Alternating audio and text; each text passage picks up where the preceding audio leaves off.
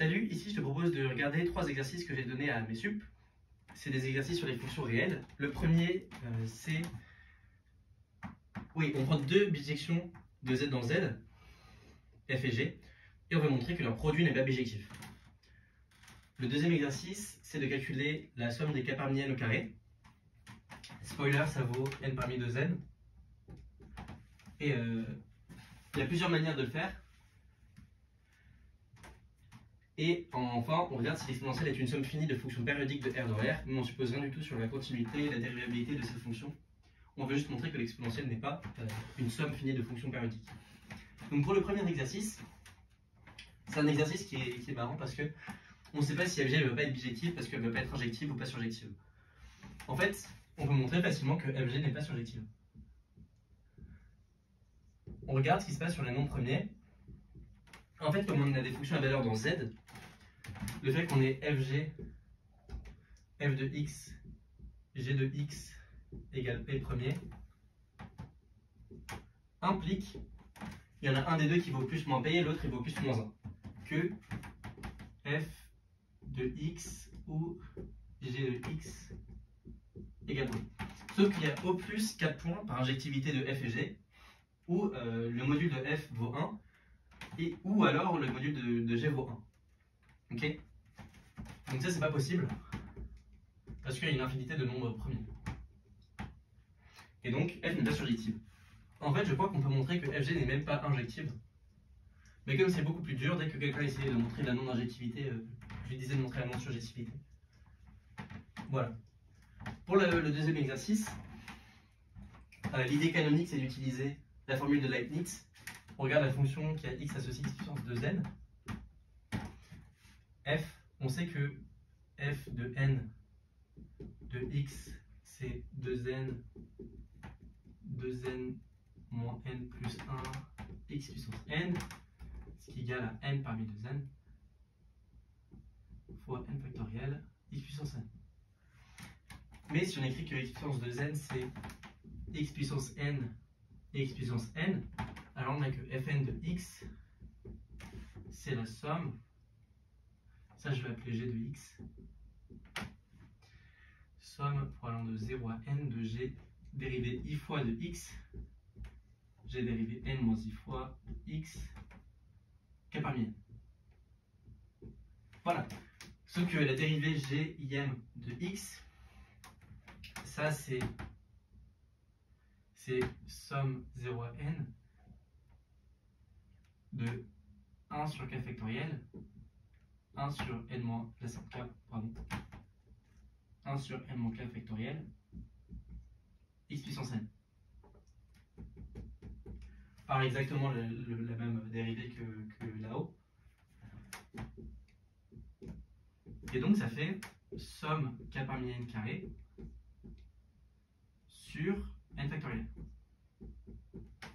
Et en identifiant les deux termes ici, on voit que n parmi 2n, c'est la somme de k parmi n au carré. Il y a une interprétation combinatoire de ce résultat que je préfère largement. Bah déjà, on peut montrer en général que la somme, alors, que n parmi p plus q, c'est la somme pour k allant de 0 à p, k parmi p, n moins k parmi q. Voilà. Et donc ça, en fait, si on prend p égale q égale n, ça s'appelle la formule des poulets et des canards. Parce que si j'ai envie de choisir n volailles parmi p poulets et q canard avec un q, alors je somme sur le nombre de poulets que je choisis, qui est k. Je vais choisir k poulet, et donc je suis obligé de choisir n moins q canard. Et donc on a la formule. Et si je prends p égale q égale n, le n moins k parmi q, ça devient juste un k parmi n. Là, c'est bien k parmi n, et on a la formule ici. Mais il y a une interprétation combinatoire encore plus élégante pour être parmi 2n. C'est, mettons que j'ai 2 n diodes, que je vais séparer par un écran en n, et j'ai envie de compter le nombre de fois où j'ai k diodes qui s'allument ici et k diodes qui s'allument là. Enfin, le même nombre de diodes s'allument. Donc ça, c'est soit somme k parmi n au carré, parce que je choisis le nombre de diodes que je veux voir allumer dans les deux côtés, K, et je choisis les K diodes que j'allume à gauche et les K diodes que j'allume à droite. Mais on peut aussi le voir comme, je choisis n parmi 2n, donc je choisis n diodes parmi les deux n diodes. Disons que je choisis ces deux-là et celle-là. Voilà. Et là, je vais allumer celles qui sont entourées ici et je vais allumer le complémentaire de celles qui sont entourées ici. Et on sait qu'on va avoir le même nombre parce qu'on a entouré n parmi 2n des diodes.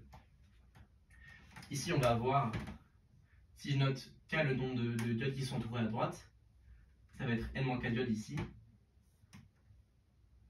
Et là, les diodes qui sont entourées, c'est n-k, donc ça fait encore n-k diodes qui sont allumées.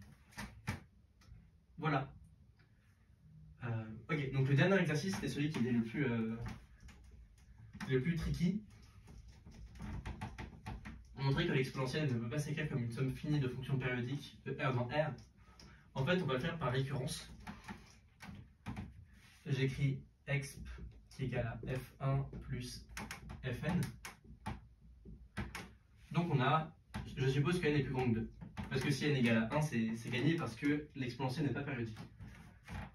En fait, je vais noter, on va essayer de dégager fn de l'expression. Je vais noter Tn, la période de Fn. Rapidement, je dis ce qui a été tenté par mes élèves et pourquoi ça ne marchait pas du tout. Ce qui a été tenté, c'est de dire qu'on peut avoir une combinaison des linéaires des périodes à coefficient rationnel. Ou autrement dit, on peut choisir une période telle que toutes ces fonctions soient périodiques et se ramener au cas où on a une seule fonction périodique. Ça ne marche pas du tout parce que tu as une famille de réels qui n'est pas du tout Q liée. Et donc, il n'y a aucune chance qu'on puisse avoir une relation gentille entre les périodes des Fn. Qu'est-ce qui a été essayé d'autre? De dire que les FI étaient bornés, mais ça ne marche pas parce que les fonctions ne sont pas continues. Une fonction périodique, en général, elle n'est pas bornée. Donc ça ne marche pas non plus. Il y a eu d'autres tentatives d'exploiter la parité, mais ça ne marche pas du tout parce qu'une fonction périodique n'a aucune raison d'être paire ou impaire. Voilà. Alors, Tn la période de Fn. Donc ce que je vais faire, c'est que je vais regarder exp de t plus x moins x de x. L'idée, c'est qu'on veut éliminer le Fn. Donc ce que je vais faire, c'est que je vais translater l'équation par t. Le Fn, il ne va pas bouger parce qu'il était périodique. Et je vais soustraire avec l'équation de base. Donc là, j'ai f1 de t plus x moins f1 de x plus blablabla plus fn moins 1 blablabla mais plus 0 parce que fn était périodique. Et là, c'est gagné parce que ça, c'est encore périodique. Ça, c'est encore périodique aussi. Parce qu'une somme de fonctions périodiques de même période est périodique. Et là, la période est la même entre f1 de t plus x et f1 de x. Et ça, c'est exp fois et moins 1. Voilà. Et comme la période est non nulle, ça c'est non nul, je divise par et moins 1 et j'écris l'exponentielle comme une somme de fonctions périodiques. Mais je me suis ramené à n-1 fonctions. On fait ça à l'infini et on montre que l'exponentielle n'est pas une somme finie de fonctions périodiques. Donc un joli exercice, le dernier, très dur, mais très marrant. Et voilà, j'espère que cet exercice t'ont plu.